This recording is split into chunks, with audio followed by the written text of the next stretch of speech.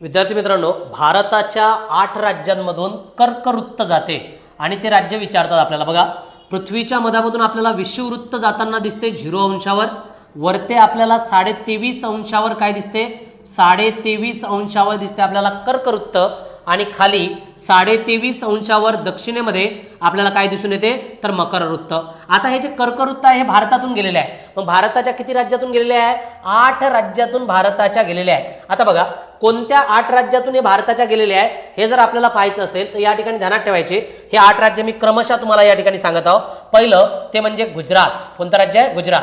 गुजरातमधून विद्यार्थी मित्रांनो हे राजस्थानमध्ये जाते, राजस्थानमधून मध्य प्रदेशमध्ये, मध्य प्रदेशमधून छत्तीसगडमध्ये आपल्याला या ठिकाणी दिसते, छत्तीसगडमधून झारखंड, झारखंडमधून या ठिकाणी लक्षात घ्या पश्चिम बंगालमध्ये प्रवेश करते, त्याच्यानंतर त्रिपुरा आणि त्याच्यानंतर काय तर मिझोरममध्ये. अशा प्रकारे 8 राज्यामधून आपल्याला काय जाताना दिसते, कर्कवृत्त जाताना दिसते. याचा क्रम नक्की पाठ करा. थँक्यू.